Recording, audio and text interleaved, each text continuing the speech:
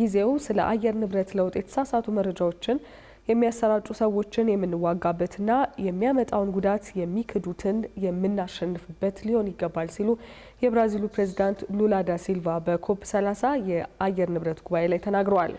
ፕሬዚዳንቱ ይህንን መናገራቸውን ተከትሎ ንግግራቸው የአየር ንብረት ለውጥ ይዞ የመጣ ያለውን ጦስ በተደጋጋሚ ሲክዱ ለተስተዋሉት ፕሬዚዳንት ትራምፕ እየተላለፈ እንደሆነ ተደርጎ ተቆጥሯል።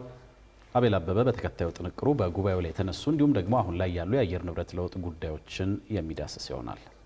የዓለማችን ሀገራት የአየር ንብረት ለውጥ ይዞ እየመጣ ያለውን ከባድ ስጋት በመገንዘብ ለጉዳዩ በህብረት መፍትሄ ለማበጀት የተሰባሰቡት ከዛሬ 30 ዓመት በፊት በፈረንጆቹ 1992 ላይ ነበር። 154 ሀገራት በዚሁ ጉዳይ ላይ ለመምከር ከመምከርም አልፎ የሚጨበጥ ለውጥ ለማምጣት የጀመሩት ይህ ዓመታዊ ጉባኤ ኮፕ 1፣ 2 እና 3 እያለ ዘንድሮ ለ30ኛ ጊዜ መካሄድ የጀመረው ትርጉም ያለው ለውጥ ሳይመጣ እንደሆነ የሚናገሩ ብዙዎች ናቸው። የተመድን የአየር ንብረት ለውጥ ስምምነት የፈረሙ እንዲሁም በ1997 የዓለማችንን የበካይ ጋዝ ልቀት ለመቀነስ መስማማታቸውን ያሳዩ ሀገራት 2015 ላይ የዓለም ሙቀት መጠንን ከ2 ዲግሪ ሴልሺየስ እንዳይበልጥ እናደርጋለን ቢሉም ለአብዛኛው ቃላቸው ግን ታምነው አልተገኙም። ዓለማችን የተፈጥሮ ይዘቷን እንድታጣ ከፍ ያለውን ድርሻ የተወጡትና ምድሪቱን በክለው ላቅ ያለ ሀብት ያከማቹት ሀገራት የምድሪቱን ጤና ለመመለስ ተፈጥሮንም ለማከምና እንድታገግም ለማገዝ ቸል ማለታቸው ደግሞ ችግሩ እንዲቀጥል ያደረገ ዋነኛ ምክንያት ተደርጎ ይጠቀሳል። የቀድሞው የእንግሊዙ ጠቅላይ ሚኒስትር ቶኒ ብሌርም በቅርቡ ስለዚሁ ጉዳይ ሲናገሩ የዓለም ሕዝብ የአየር ንብረት ለውጥ ቁርጠኝነት ላይ ተስፋ ቆርጧል፣ ብክለትን ወደ ዜሮ ማውረድ የሚለው ፖሊሲም መውደቂያው ደርሷል ብለው ነበር። ለዓለማችን ብክለት ትልቁን ድርሻ ይወስዳሉ ከሚባሉት ሀገራት መካከል አንዷ ተደርጋ የምትጠቀሰውን አሜሪካን የሚመሩት ፕሬዚዳንት ትራምፕን ላብነት ብንጠቅስ እንኳን ከመጀመሪያው የስልጣን ዘመናቸው አንስቶ የአየር ንብረት ለውጥን ጉዳት እንደካዱ ነው እስካሁን የቀጠሉት። ከ5 ዓመታት በፊት በዚሁ ጉዳይ ላይ ሲናገሩ ሀገሬ በተፈጥሮ ነዳጅና ጋዝ ያከማቸችውን ትልቅ ሀብት ለማይረቡ የነፋስ ኃይል ማመንጫዎች አላባክንም ነበር ሲሉ የተደመጡት። እኛ ቁጥር 1 የኃይል አምራቾች ነን። በቅርብ ጊዜያትም ይህ ነው የሚቀጥለው። ይህ አስደናቂ ሀብት ነው። የተፈጥሮ ጋዛችንም ዓመቱን ሙሉ በመላው ዓለም ከማንም በተሻለ ይሸጣል። ይህንን ሀብት በደንብ በማይሰሩ እንደ ንፋስ ኃይል ማመንጫ ባሉ ህልም የተነሳ ማጣት አንፈልግም።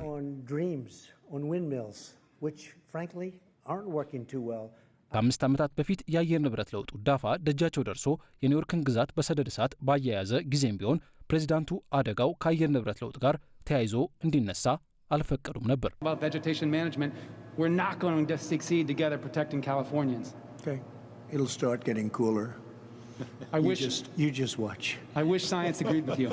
ለአየር ንብረት ለውጡ ተጠያቂ የሆኑት እንደ አሜሪካ ያሉ ሀያላን ሀገራት ጉዳዩን ከመጤፍ ባልቆጠሩበት ሁኔታም ቢሆን ከ190 ሀገራት የተውጣጡ ከ50 ሺህ የበለጡ ከፍተኛ ባለስልጣናትና የሀገራት ልዑኮች ጠብ የሚል ነገር ይኖር እንደው ብለው በብራዚሏ ቤለም ከተማዋል። ትላንት 30ኛው ጉባኤ ሲጀመር የመክፈቻ ንግግር ያደረጉት የብራዚሉ ፕሬዝዳንት ሉላ ዳ ሲልቫ በሚታወቀው ጠንከር ያለ ንግግራቸው ስለ አየር ንብረት ለውጥ ሐሰተኛ መረጃ የሚያሰራጩትን መዋጋት ያስፈልጋል ሲሉ ፕሬዝዳንት ትራምፕ ላይ ያነጣጠሩ ቃላትን ሲሰነዝሩ ተደምጠዋል።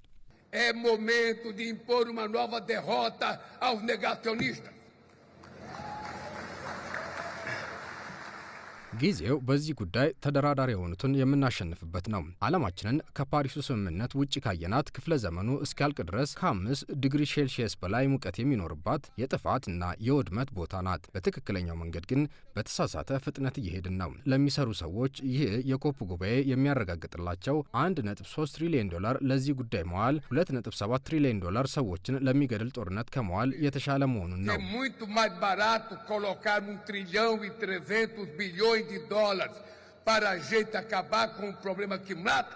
የዚህ ንትርክ ዋና መነሻ ተደርጎ የሚጠቀሰው በካይ ሀገራት ብክለቱን ለመከላከልና ለመቀነስ ቁርጠኛ አለመሆናቸው ከዚያም አልፎ ብክለቱ የሚያደርሰውን ጉዳት እንዲያገግም በቂ ፋይናንስ አለመመደባቸው ነው። ያም ሆኖ የዘንድሮዋ የጉባኤው አዘጋጅ ብራዚል ባኩቤልም በተሰኘው $1.3 ትሪሊዮን ለመሰብሰብ ባለመ ፍኖተ ካርታ የአየር ንብረት ለውጡን ጫና ለመከላከል የሚያግዝ እስከ $125 ቢሊዮን ዓለም አቀፍ ፋይናንስ ለማሰባሰብ እየሰራች መሆኗን የሚነገረው። በዚህ መሰረትም የአውሮፓ ህብረት ሀገራት በ29ኛው የኮፕ ጉባኤ $100 ቢሊዮን የነበረውን ዓመታዊ የመዋጮ ጣሪያ ወደ $300 ቢሊዮን ከፍ ለማድረግ ቃል ቢገቡም በ2024 ከግልና ከመንግስት ያሰባሰቡት ሀብት ሲደመር ግን ከ42 ቢሊዮን ብዙም ያልተሻገረ ሆኖ ነው የታየው። ድጋፍ ማድረግ የሚገባቸው ሀገራት ፊት በነሱበት፣ ታዳጊ ሀገራት ደግሞ ለምን እያሉ በሚሞግቱበት አውድ ስር የሚካሄደውን ይህንን ጉባኤ በዋና ጸሐፊነት የሚመሩት አናቶኒ ጉባኤው ሀገራት የተካረረ ምልልስ ውስጥ የሚገቡበት ሳይሆን ለመፍትሄ የሚመክሩበት እንዲሆን ሲያሳስቡ ተደምጠዋል።